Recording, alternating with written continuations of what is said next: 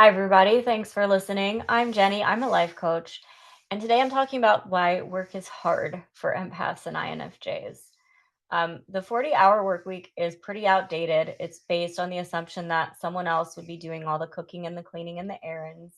So if you're having a hard time, it doesn't mean you're a failure. It means you're human.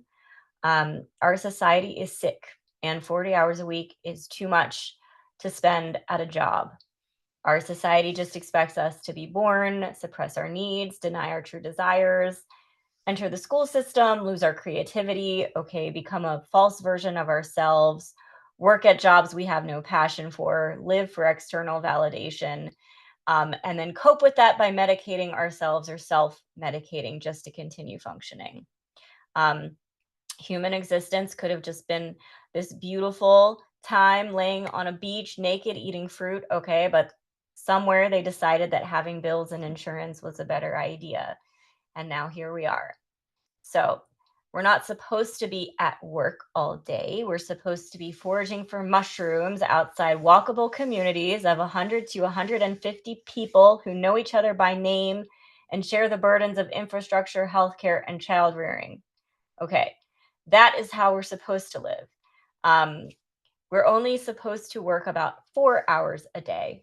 And if you actually calculated how much work people are getting done, it's about 4 hours. If you take out the stupid fucking meetings, okay, and if you take out all the water cooler talk, okay, and all the distractions, then you're really only getting about 4 hours work um, done a day anyway.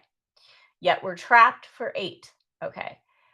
We did not evolve over hundreds of thousands of years to sit at sterile desks, cubicles, look at fake lights in fake boxes, and pretend we don't want to kill ourselves. And if you can't focus on doing the same fucking thing for 8 hours a day, 5 days a week for most of your adult life, that does not mean you have a mental disorder. It means you are a human whose soul is dying. Okay. Um, there's lots of things we're good at. There's not anything we're probably going to be happy at for 8 hours a day. There's a lot of things I love, and none of those things are something I can do for 8 hours a day and still like. So even if you have a job doing things you like, you may still not be fulfilled because it's just too much time to spend. Our time should be more balanced between recreation, time with friends, time with our families, time with our partners. This huge chunk of our waking life is not supposed to be spent at a job. Um, Jobs used to be more tolerable because they used to fill more of our survival needs. When The Simpsons came out, that show was realistic. There would be one working parent who could support a family and own a single family home. That is no longer realistic for a lot of, for a lot of Americans, for a lot of people in the world. No one ever really liked work or wanted to work, but they did it anyway because it allowed us to provide for our family and live in a decent home. And now it doesn't. Um, Work is not the same thing as purpose. Sometimes they overlap.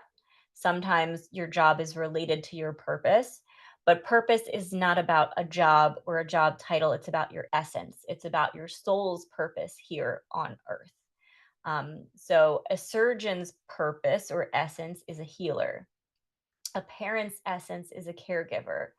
And when you start to separate what your job is from what your essence is, it gets easier to look for things that are purposeful and meaningful in your life. Some other ways to make work more manageable are to not be overly loyal to your job, stop trying to earn your worth. The more you overgive, the less people respect you, okay? The less people value you. So stop giving 100% to your job, save as much energy as you possibly can for yourself. Our half ass is everyone else's full ass. So even if you stop over delivering, okay, you're still getting the job done.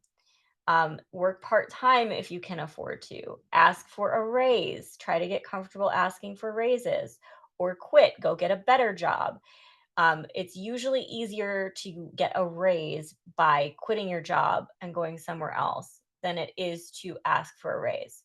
the pay bump you get from going to a new job is usually way higher than you will get just staying at the job you're at. So quit faster.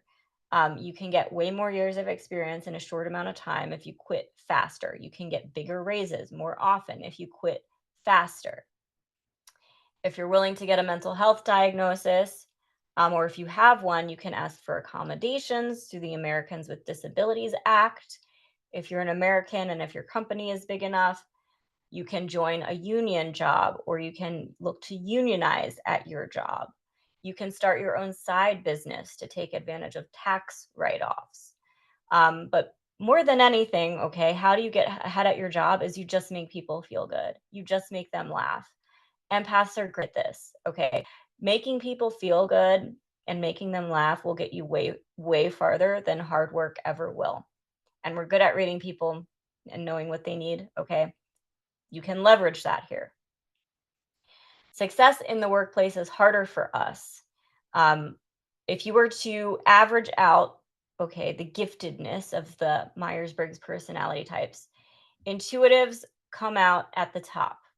Intuitives are more gifted than the other personality types, especially introverted intuitives. But if you were to graph how the personality types are paid, the extroverted thinkers would be at the top. So there's a discrepancy here between giftedness and valuedness in the workplace.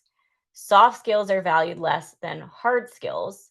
Our skills are intangible, they're valued less, but our gifts are also rare. And the way that supply and demand is supposed to work is the more rare something is, the more valuable it is. But this doesn't happen until we learn to value ourselves first. We're also motivated by meaning more than rewards. So if we are finding meaning in our jobs, we usually just don't even chase the rewards, don't even chase the monetary rewards. Instead of believing that maybe it's possible to have both meaning, okay, and get compensated. You can get fairly compensated for a meaningful job. It is harder to find, way harder to find. But demanding it, seeking it out, having strong will around this is the only way you might ever achieve it. So if you want to get paid for your gifts, the first step is believing that you deserve it. We have a very unique talent stack. Our gifts are rare.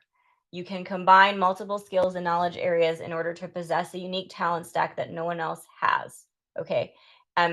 So we might never be the best in a specific single field, but we will be the best because we have a unique, varied, versatile talent stack. We're not typically happy in positions where skills are mastered easily or where we have to do the same thing over and over again. We tend to be happier when we can learn new things, but not to the extent where it's really, really fast paced. That's just going to cause too much anxiety. So there needs to be a balance there. We need to have control over when we socialize and when we network. Sometimes having a physical job is good. It keeps us out of our heads, but we're not good with jobs that are usually extremely physically demanding. We are typically good at technical jobs, but we prefer creative ones. We typically like to do something with a purpose, something that will make a difference in a way that is meaningful to us. We usually like to work autonomously, but we still like to feel supported and connected to our coworkers and our boss. But we want it to be more of a collaborative dynamic rather than like a leader follower dynamic, no authoritative dynamic. And we're sensitive to our environment. We absorb the emotions of people around us. We're very sensitive to our surroundings. We need control over our environment to stay focused and energized. And we work best in short spurts. We're most productive if we can work in short spurts and take lots of breaks. We're actually more productive if we can take lots of breaks and if we don't have interruptions, if we don't have meetings, but if we can take our own private breaks.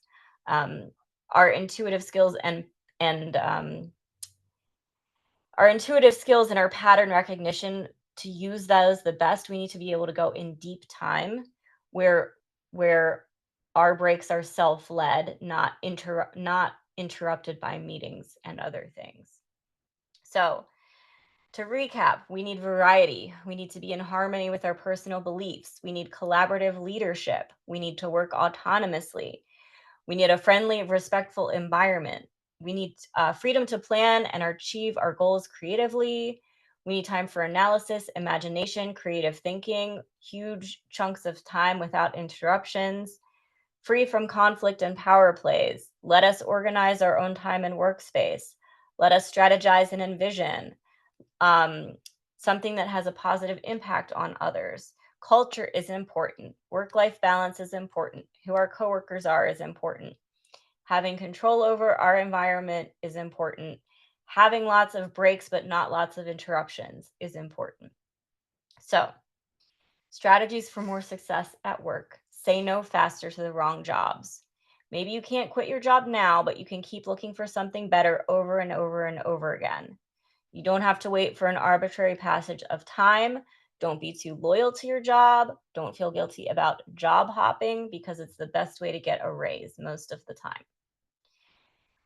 Don't rule yourself out, okay, if you don't think you're qualified for a job. If you're not qualified, let them rule you out. Don't make the decision for them.